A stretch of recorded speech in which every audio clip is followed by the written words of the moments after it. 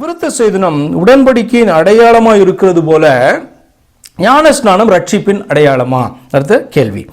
விருத்த சேதனம் உடன்படிக்கையின் அடையாளமா இருக்கிறது போல ஞான ஸ்நானம் ரட்சிப்பின் அடையாளமா? உடன்படிக்கையின் அடையாளமான விருத்த சேதனத்திற்கு ஆவிக்குரிய அர்த்தம் உண்டு. It has a spiritual meaning, அல்லது ஞான அர்த்தம் அதற்கு உண்டு. எங்க பார்க்கிறோம் நம்ம விருத்த சேதனத்தை குறித்து? ஆதியாகமம் 17ஆம் அதிகாரம் 11ஆம் வசனத்தில் வாசிக்கிறோம். ஆதியாகமம் 17:11. உங்கள் நுனித்தோலின் மாம்சத்தை விருத்த சேதனம் பண்ண கடவீர்கள். உங்கள் நுனித்தோலின் மாம்சத்தை விருத்த சேதனம் பண்ண கடவீர்கள். அது எனக்கும் உங்களுக்கும் உள்ள உடன்படிக்கைக்கு அடையாளமா இருக்கும். அது எனக்கும் உங்களுக்கும் உள்ள உடன்படிக்கைக்கு அடையாளமா இருக்கும் என்று சொல்லி ஆண்டவர் ஆபிரகாமை கூட உடன்படிக்கை செய்யும் பொழுது இந்த காரியத்தை என்ன பண்றாரு, அவர் சொல்லுகிறத பார்க்குறீங்க. ஆனால் இது it has a spiritual meaning. ஃபிசிக்கலாக செய்யப்பட்ட காரியமாக இருந்தாலும் அது பார்த்தீங்கன்னா ஆழமான ஆவிக்குரிய அர்த்தம் உள்ளது. ஏன் அப்படி சொன்னால் அதுலேயே 14ஆம் வசனத்துக்கு நீங்கள் போங்களேன். 14ஆம் வசனத்தில் சொல்றாரு, நுனித்தோலின் மாம்சம் விருத்த சேதனம் பண்ணப்படாதிருக்கிற நுனித்தோலில் உள்ள ஆண் பிள்ளையா இருந்தால் அந்த ஆத்மா என் உடன்படிக்கையை மீறினபடியால் தன் ஜனத்தில் இராதபடிக்கு அறுப்புண்டு போவான். என்ன சம்பந்தம்? இதுக்கு சம்பந்தமே இல்லையா? விருத்த சேதனம் பண்ணிட்டா தப்புணும் இல்லையா? அப்ப ஆண்டவர் என்ன சொல்றாரு? ஏன் ஆத்மாவை அதோடு கனெக்ட் பண்றாரு? நுனித்தோலின் மாம்சம் விருத்த சேதனம் பண்ணப்படாத நுனித்தோல் உள்ள ஆண் பிள்ளை இருந்தால் அந்த ஆத்மா என் உடன்படிக்கையை மீறினபடினால் தன் ஜனத்தில் இராதபடிக்கு அறுப்புண்டு போனான்னு தெரியுமா அர்த்தம்? அவர்கள் ஆண்டவரோடு கூட அந்த பண்ணின உடன்படிக்கை விசுவாசித்து என்ன பண்ணணும்?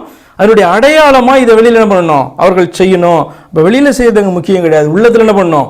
ஆபிரகாமுக்கு விசுவாசம் வந்து கீழ்ப்படினோம். நம்ம பார்க்கிறோம் 17ஆம் அதிகாரத்தில் போய் வாசிக்கும் பொழுது ஆபிரகாம் வந்து தான் அந்த தினத்துல என்ன பண்றான், இதை செய்கிறது நீங்க பார்ப்பீங்க.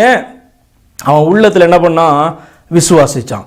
உள்ளத்துல விசுவாசிச்சு கீழ்ப்படிஞ்சதுனால அன்னைக்கு என்ன பண்ண முடியுது? அவனால கீழ்ப்படிய முடிஞ்சது. அப்ப இது உள்ளத்துல ஆரம்பித்து செய்யப்பட்ட ஒரு காரியம்.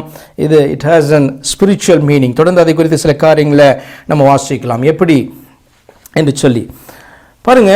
இது ஆவிக்குரிய அர்த்தம் என்று சொல்ல நம்முடைய இருதயத்தை நம்ம ஆண்டவருக்கு ஒப்பு கொடுக்கிறதே அது குறிக்குது. அந்த இடத்துல காணப்பட்ட விருத்த சேதனம் இருதயத்தை ஆண்டவர்கிட்ட ஒப்பு கொடுக்கு. அதே போல ஞானஸ்நானம் என்று சொல்லும்போது நம்முடைய இருதயத்தை, அதாவது நம்ம ஆண்டவருக்கு ஒப்பு கொடுக்கிறதே அது குறிக்குது. உபாகமம் 10ஆம் அதிகாரம் 16வது வசனத்தை வாசிக்கலாம். உபாகமம் 10:16. ஆகையால் நீங்கள் இனி உங்கள் பிடரியை கடினப்படுத்தாமல் உங்கள் இருதயத்தின் நுனித்தோலை விருத்த சேதனம் பண்ணுங்கள். நீங்கள் உங்கள் பிடரியை கடினப்படுத்தாமல் உங்கள் இருதயத்தின் நுனித்தோலை விருத்த சேதனம் பண்ணுங்க. பாருங்க, பழைய ஏற்பாட்டிலேயே ஆண்டவர் உபாகமத்திலேயே அதை குறித்து பேசுறாரு. எப்படி பேசுறாருன்னா, அவர் சொன்னதான அந்த விருத்த சேதனத்தினுடைய ஸ்பிரிச்சுவல் மீனிங் என்ன அப்படின்னா, இருதயத்தினுடைய நுனித்தோல், அதை கீழ்படியணும். நீ என்ன உன்னை எனக்கு ஒப்பு கொடுக்கணுன்றதை குறித்து ஆண்டவர் அங்கே பேசுறாரு.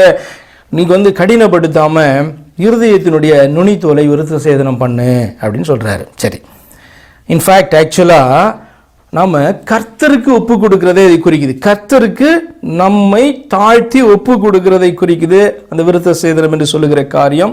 இன்ஃபேக்ட் இன்னைக்கு ஞானஸ்நானம் என்கிறதான காரியத்தையும் நீங்க அதற்கு ஒப்பிடலாம். அந்த ஸ்பிரிச்சுவல் மீனிங் சரிதான், ஆனால் அவுட்டர் மீனிங் அப்படி கிடையாது. எரேமியா 4ஆம் அதிகாரம் 4வது வசனம். எரேமியா 4:4. யூதா மனுஷரே எருசலேமின் குடிகளே, உங்கள் கிரியைகளுடைய பொல்லாப்பு நிமித்தம் என் உக்கிரம் அக்னியை போல எழும்பி அவிப்பார் இல்லாமல் எரியாதபடிக்கு நீங்கள் கர்த்தருக்கென்று உங்களை விருத்த சேதனம் பண்ணி உங்கள் இருதயத்தின் நுனித்தோலை. எதற்காக இதை செய்யணுமா? கர்த்தருக்கென்று செய்யணுமா? அப்ப நம்ம சப்மிட் பண்றது யாருக்கு நம்ம சப்மிட் பண்ணணும்?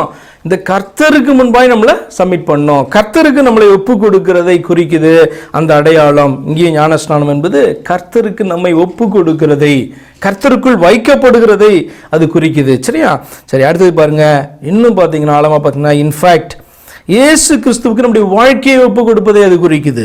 இயேசு கிறிஸ்துவுக்கு, கர்த்தருக்குன்னு சொல்லி அங்க பார்த்தோம், கர்த்தராகி இயேசு கிறிஸ்துவுக்கு நம்முடைய வாழ்க்கையை ஒப்பு கொடுக்கிறதே அது குறிக்குது. கலாத்தியர் 6ஆம் அதிகாரம் 15வது வசனம். கலாத்தியர் 6:15. கிறிஸ்து இயேசுவுக்குள் விருத்த சேதனமும் ஒன்றுமில்லை, விருத்த சேதனம் இல்லாமையும் ஒன்றுமில்லை, புது சிருஷ்டியே காரியம். ஆமென். புரியுதா? பாருங்க, கிறிஸ்து இயேசுவுக்குள் விருத்த சேதனம் ஒன்றுமில்லை, விருத்த சேதனம் பிசிக்கல் விருத்த சேதனம்ன்றது கிறிஸ்து இயேசுவுக்குள்ள அது ஒண்ணுமே கிடையாது.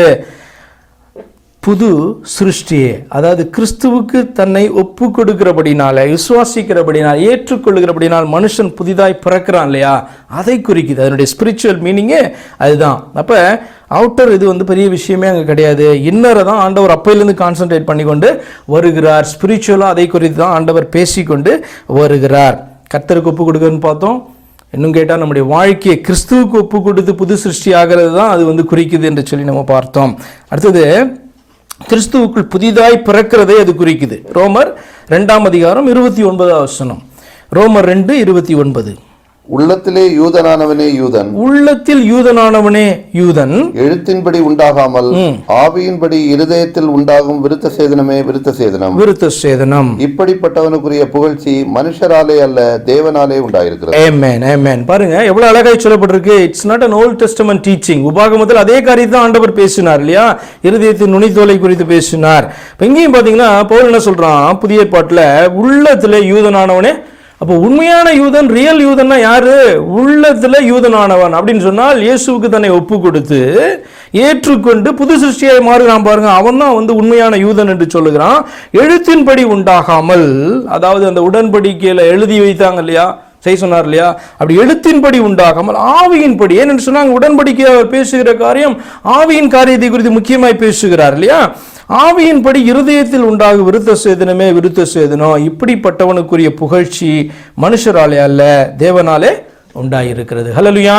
அப்ப அது உடன்படிக்கையின் அடையாளமா இருந்தது போல இதுவும் உடன்படிக்கையின் அடையாளம் என்று சொல்லி ஞானஸ்நானம் எடுப்பீங்கன்னா அது என்ன ஆக்சுவலா என்ன மீனிங் குறிக்குது?